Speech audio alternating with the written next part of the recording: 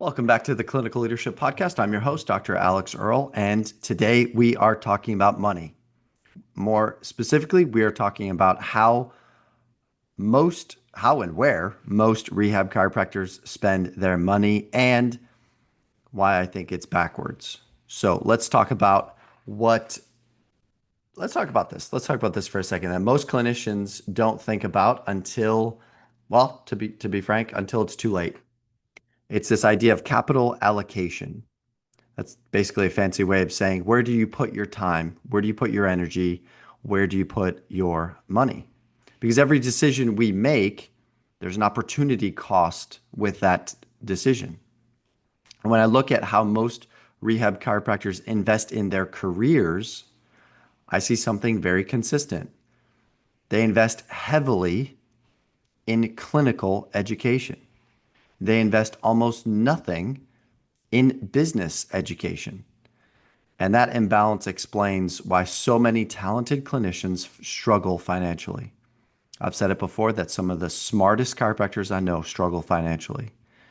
Today, I want to break down where rehab chiropractors typically spend their money and why I believe it's backwards.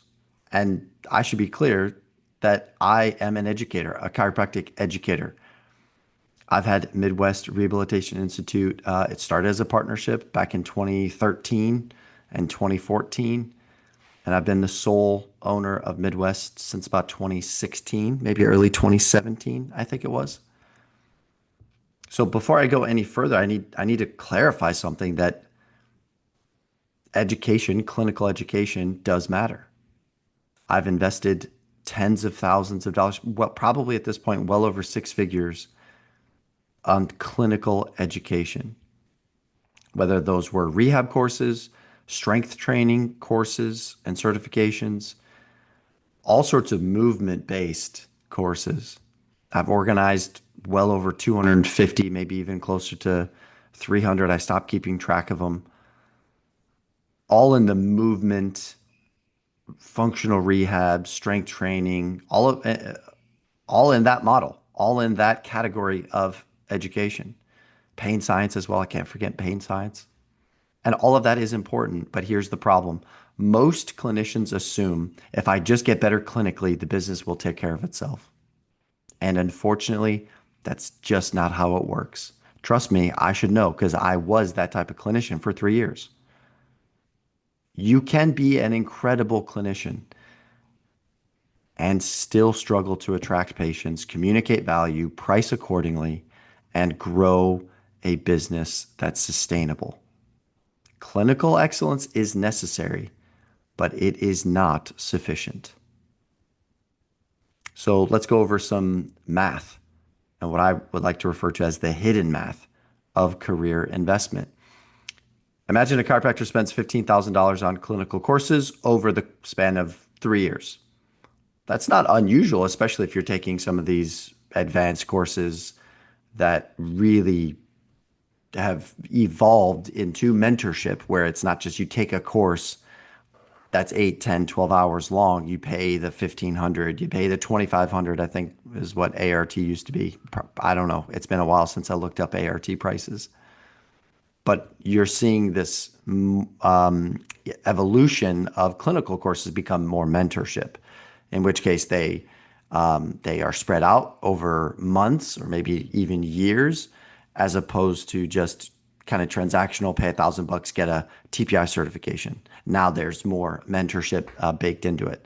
So $15,000 is not an unrealistic amount. All right. That's pretty practical for the best clinical coursework that's out there.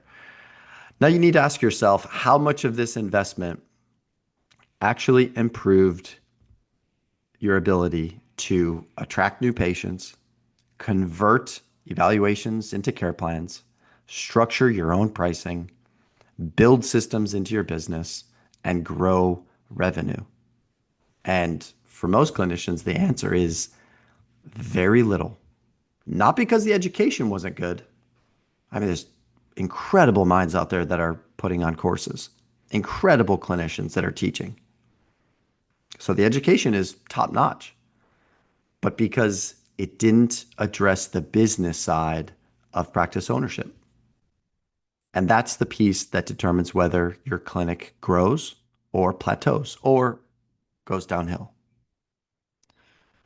Because there's a business skills gap, right? If you go all the way back to my interview with Alec Draglin, episode 46, I think it was. Don't quote me on that. I can't exactly remember.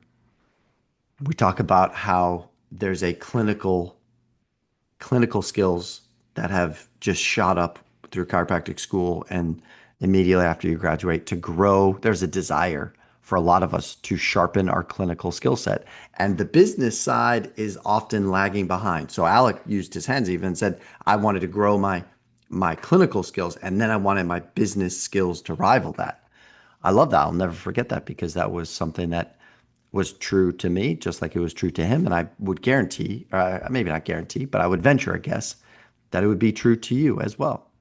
If you're an associate and you work hard, but you've never actually learned how a clinic functions as a business. And so if you've eventually gotten to the point where you're considering opening on your own, you might feel overwhelmed. Again, it's not because you lack intelligence, it's because you lack structure. Questions start piling up that I hear all the time with new Chiro members and discovery calls and breakthrough calls when I'm talking to prospective clients.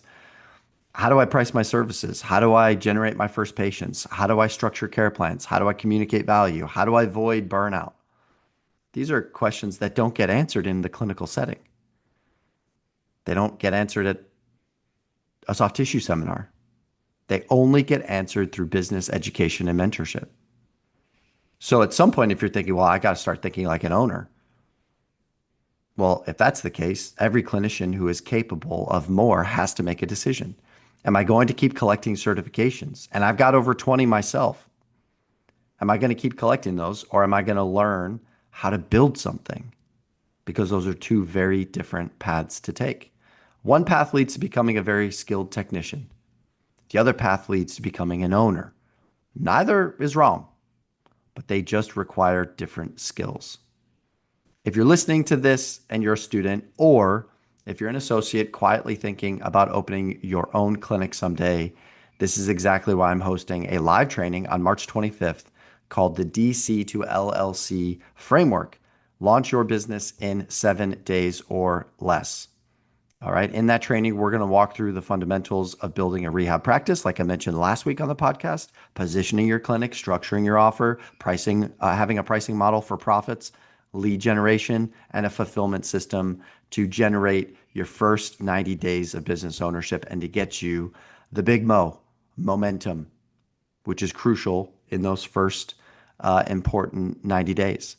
These are things most clinicians never get taught. I never got taught these. I had to learn these. I had to spend a lot of time and energy and money learning these things. And now I want to teach them to you absolutely free in a live training on March 25th. If that's something you've been thinking about, you can register. I'll have the link in the show notes below. But let me leave you with this. Your career will ultimately reflect how you invested in it. Clinical education matters. But if you want to build a successful practice, you also have to invest in learning how business works. Because great clinicians deserve great businesses.